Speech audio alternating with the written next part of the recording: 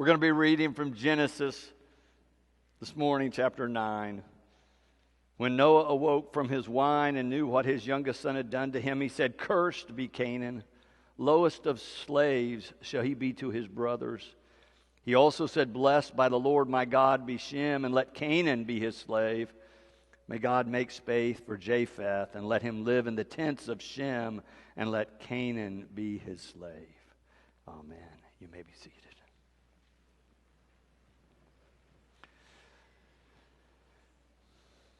I didn't know that Keith was going to talk about broken people and use that image, but it's perfect as an introduction for what we're going to be talking about this month, because we're going to be talking some about things that are broken, some people who are broken in our country, and be looking for solutions and ways to do better. I try to read one of our United Methodist Women's, now United Women of Faith, organization's book list. They have a long reading list I can commend to you. They select a broad section of all kinds of different books and recommend reading to us. I try to read at least one every year. The one that was on the top of the stack when I walked into the library several months ago to look at the list was this one called "Do All Lives Matter?" And then the subtitle really caught my attention: "The Issues We Can No Longer Ignore and the Solutions We All Long For." It's written by a white man and a black man, a pastor and a social worker. They have worked together for decades to try to help broken people, if you will, in the area of Chicago where they live and work and do ministry. Wayne Gordon, one of the authors, writes in the book that he woke up one Sunday morning convicted by God that he wasn't doing enough, that he needed to do something more, that there was so much violence in his city, and it seemed to him like people just weren't responding, and somehow they were maybe becoming numb to the whole thing. He writes, "I experienced some mixture of grief, fear, anger, confusion, and helplessness each time the TV screens and headlines are dominated by news of yet another mass killing." Maybe you've felt that way. I know I have felt that way, and I've written to you some things about how frustrating it is to me and overwhelming that we have so much violence in our country. And yet it's so hard to get a handle on. It's hard to know what to do as an individual citizen, to know what to do as a Christian, that we might stem this tide of violence. It's hard to pin it down to a single cause. I've had lots of conversations with many of you about what are the solutions? What can we do? Gordon writes in the book, "Of course, I know I can't solve the world's problems, but I awoke on July 10th with a profound sense of urgency and determination to do something, to exercise whatever influence I might have to push back against the violence, the hatred, the intolerance, and the insensitivity that results in some people feeling insignificant, inferior, and unequal. In short, feeling that their lives don't really matter." It's a problem in our country that people feel that way and somehow feel marginalized and disenfranchised, and if they live or die, nobody really cares. And if they're a person of color, feeling like their life doesn't matter as much as if they had light skin. But it's not just a problem for people of color, but for all of us, because we're all part of the culture of this country. We live in a land with a legacy of slavery and unspeakable brutality, a system established for profit for some at the cost of others. We must remember that our faith tells us when any one is diminished, we're all diminished. When any one is suffering, we're all to sense and identify with the suffering. We need to remember that we live in a land that has a legacy of law enforcement in part being started to track down runaway slaves, people who were going for freedom, being brought back to a situation of brutality. A system of law enforcement that was used to enforce segregation and inequality. Some have started using the religious language of original sin to talk about the legacy of slavery and racism in our country. It made me uncomfortable when I first heard that, but the more I've contemplated it, I began to understand better how it does explain a part of our history. It is built into our original documents designed for independence and freedom, but not for everybody. The Declaration of Independence, which is a masterwork, and yet it leaves out women of any color and certainly people of color. Ironically, if you've read through it recently, you might notice that women or slaves or other people disenfranchised could have used the very words the founders put in the Declaration to the king, declaring that they were being treated unfairly, that they weren't being given any representation in affairs that affected their own life, that they were being forced to live by rules different from the king, that he was acting as a tyrant and not hearing the pleas of the people. It's a beautifully written document. Read it again sometime and see how it might apply to more than just the colonists writing to the king. Our Constitution begins by identifying free people in the United States and then talking about others as 3/5 of a human. You can see why some have grabbed this religious language of original sin. It does have some explanatory power. But it's not just government and political leaders who have fallen into this folly. The church fell into the same patterns as far back as the 1400s. The church, capital C, said to European explorers that they could conquer any people by any means necessary if they were not Christian. And it led to great carnage and human suffering as explorers subdued people who were not Christian. It led to mass extinction and mass killings of some populations. The legacy of this set in motion the message in writing and in action that not all lives matter. As Christians in this time and place, I think we would all agree that all lives matter to God. We affirm it in our core values. You heard Eva Marie affirm it in our pastoral prayer. The Declaration says all people are created equal. It actually says all men. I'm abridging it, kind of editing it up for us today, for our purposes, to think about what does it mean if all people are created equal, if we strive for liberty and justice for all, what does that mean in our day and age? Our Methodist movement, to move a little closer to home, struggled with these same problems in the 1700s.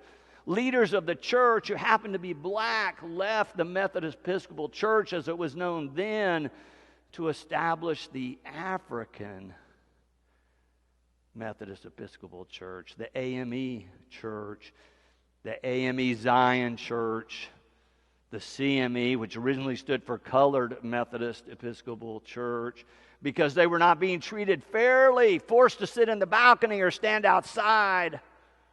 At the time of the American revivals, Methodism was thriving, but we were struggling with racism and segregation even in those days. Most of us know that the Methodist Church split in the 1800s over slavery. The Methodist Episcopal Church South, out of which we were born, established to protect slave owners and to say it was a blessing and the guidance of God that made this okay. When the churches reunited in 1939, it only happened because the white leaders agreed that if you were African American, you would be segregated from whites even within the church. Methodists were still arguing that skin color made you superior. And if you were lighter, you were better. You were more favored by God somehow. Many used the text we read this morning from Genesis 9 about slavery to say it's all right because some are given dominion over others. It's all right to curse some because some others are more blessed by God. That somehow enslaving people was a part of God's plan. And then they tied Canaan, which is the references we read, to Africa, and had their case for it being blessed by God for Americans to hold Africans as enslaved people. So has part of the story of our country been that not all lives mattered as much as white lives? Has part of the story of our church been that not all lives mattered as much as white lives? John Perkins, the other co-author in this book, was 86 years old a few years ago when they wrote the book. He recounts his own life story of being brutalized at the hands of white people and white law enforcement, of things he had overcome, of ways that he had grown, of how he dealt with being black in America. Then he writes, I have many characteristics of people often written off as unimportant, people who often come to feel that their lives just do not matter. Then he tells the story of running into a young teenager who was black, who had a gun and was wild-eyed, and John says he stopped to talk to the young man to see what was wrong, what was going on. He says the young man was despondent. He had decided his life didn't matter. He was ready to kill someone and then turn the gun on himself. He had been told in numerous ways throughout his life that his life had little value, that maybe his life didn't matter. John Perkins listened and offered love to the young man that day. He goes on to write, all people need to accept responsibility for improving the society in which we live. We need to work together to create a climate that clearly acknowledges that all lives matter. All people have inherent dignity.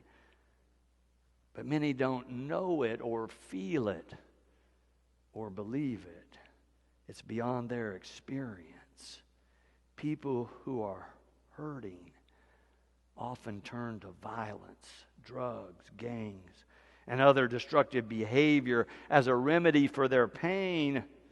They view themselves as victims, but when they come to understand and believe that their lives matter, they will take responsibility for their own lives and show concern for the lives of others. They need help to do this. You heard Keith talking about help and how it changed Randy's life. We can be those people who help, who make a difference, who lift people up. We can be those people in this country. Have you listened to anybody's story lately who perhaps was different from you, who seemed to have a different perspective than you had? Have you listened for that? One of the reasons I picked up the book is I wanted to listen to the story of these two gentlemen, one white, one black, working to build better race relations in Chicago.